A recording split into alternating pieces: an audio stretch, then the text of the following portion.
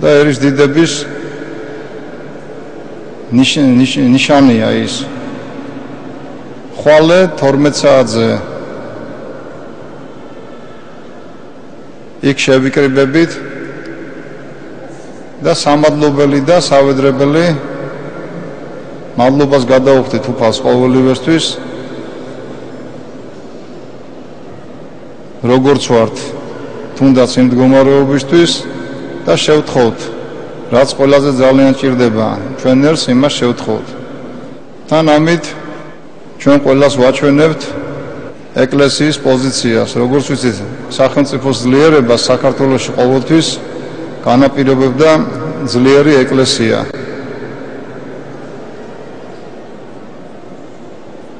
შიში ნურაფრის ნუ გექნებათ, გარეჯი ჩვენი იყო, ჩვენი არის, ჩვენი იქნება. უბრალოდ ალბათ რაღაც გაუგებრობების გამო ასეთი აჟიოტაჟი ხდება ხოლმე, მაგრამ ერთი რამეც იცოდეთ, ადრეც აღვნიშნეთ. ჩვენ სისხლის უკანასკნელ წვეთამდე დავიცავთ საქართველოს.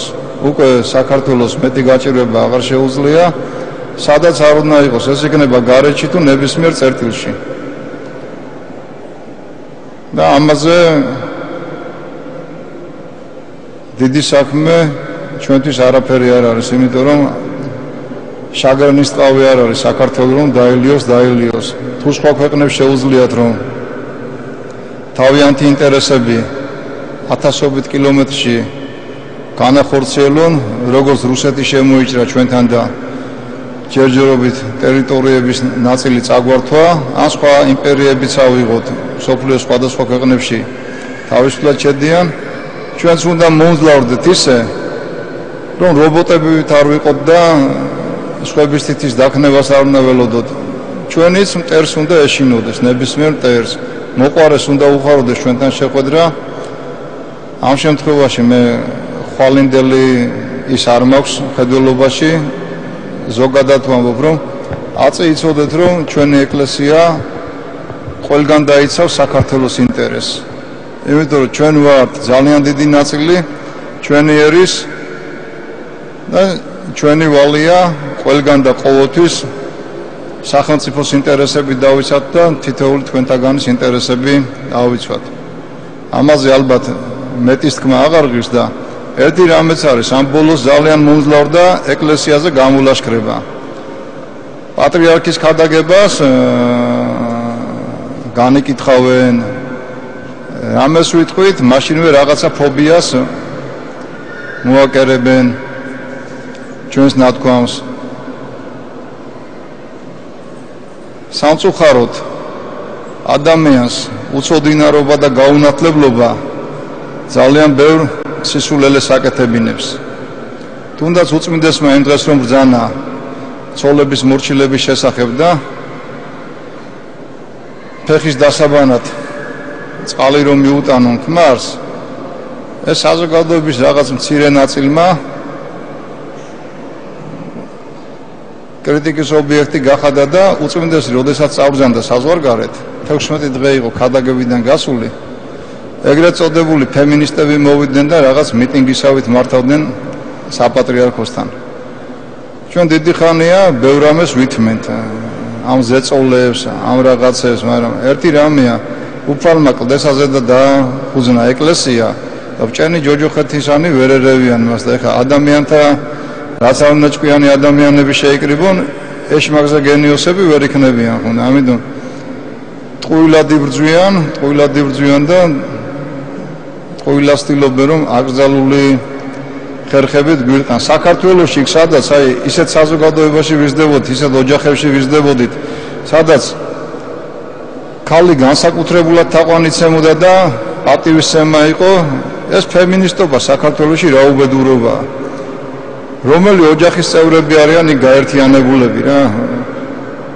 მე იშვიათად შემხედრია ოჯახი, სადაც ქალს პატივს არცემდნენ და თუ მასეთი ჩაგრული ოჯახებიდან არიან, მაშინ ცოტა სხვა საზოგადოება უნდა შექმნან და არა ქალთა დაცვის საზოგადოება, ცოტა სხვა რაღაცა უნდა შექმნან, რომ ცოტა ოჯახშიც კულტურა შევიდეს. საქართველოს, რომელსაც წმინდა მეფე თამარი მეფეთ ყავდა. როგორ შეიძლება დღეს 21 საუკუნეში იმაზე ვილაპარაკოთ, რომ იჩაგრება საქართველოში ქალი. ასე შეიძლება თავისუფლად ითქვას, კაცის იჩაგრება რაღაცემით, მაგრამ სადაც ოჯახია, სადაც სიყვარულია, იქ ჩაგვრა არ არის. მაგრამ სადაც სიყვარული არ არის, იქ ყველაფერი გეჩვენება, ჩაგვრას გეჩვენება და ყველაფერი საერთოდ გეჩვენება ადამიანს. ერთი რამეც არის, ჩვენ ვითმენთ, ეხლა ამ გამოხტომებს, სხვა რამეს ვერ უწოდებ. ერთხელაც იქნება ჭკუასაც ვასწავლით. იმიტომ რომ არის რომ რაღაც შეიძლება ითმინო, მაგრამ რაც ერის წინააღმდეგ და ზნეობრივობის წინააღმდეგ მიდის. მერე იმას რაღაც დონეზე ჩვენც არ მოვვითმენთ. ხომ არ შეიძლება სულ კრიტიკის საგანი ეკლესია, ვის რას უშავებს, ხომ ეკლესია. სხვა რელიგიის წარმომადგენელი იტყვის რამეს, სახელმწიფოსთვის თავს ავრდებთ. თუ რა თუ სიყვარულს არ ვქადაგებთ. ამიტომ რაღაც იმის გამო ორგანიზაცია შექმნან და გრანტები მიიღონ, ყველაფერზე არ უნდა მიდიოდნენ. საზღვარგარეთ რას იფიქრებენ ჩვენზე? ქალთა უფლებები ირღვევა, ყველას უფლებები ირღვევა, ყველას თურმე ჩაგრავენ და რა ქვეყანა ყოფილა, აბა რას ვაშენებთ მას? რა ვაშენებთ დღევანდამდე, რა გავიკეთებია? რითი ვიწოვნებთ თავს? ამიტომ ცოტა უნდა დაფიქრდნენ რა, ერთია, როდესაც ეკლესიის წინააღმდეგ იბრძვი და იყენებ მასეთ ადამიანებს და მეორეც სახელმწიფოზე ხო უნდა ფიქრობდეს ვიღაცა. რომ სახელმწიფოსთვისაც არ არის ეს სასარგებლო ასეთი რაღაცეების დახილი და ეკლესიასთან ბრძოლა. ჩვენც ადამიანები ვართ, სასულიერო პირები, ბერები ვართ, ხო? ადამიანები ვართ და ყველანაირი ბრძოლა შეგვიძლია.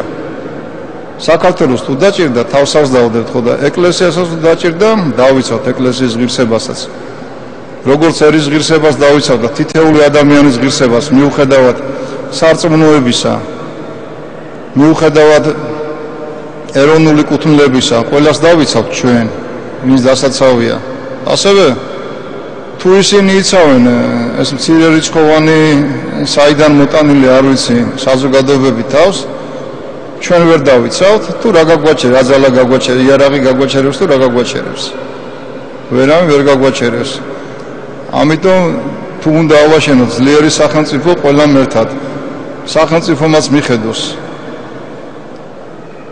ჩვენს მიმართ არის ექსტრემიზმი, არათუ ეკლესიას რატო გვაბრალებენ იმას, რაც არა გვაქვს. ჩვენს მიმართ კი არის ყველანაირი ექსტრემიზმი. კარგად დავაკვირდეთ და ვნახავთ. ჩვენ არაფერს არ გვეშინია რა, რამ უნდა შემაშინოს, სიკვდილმა უნდა შემაშინოს. როგორ უნდა შემაშინოს სიკვდილმა?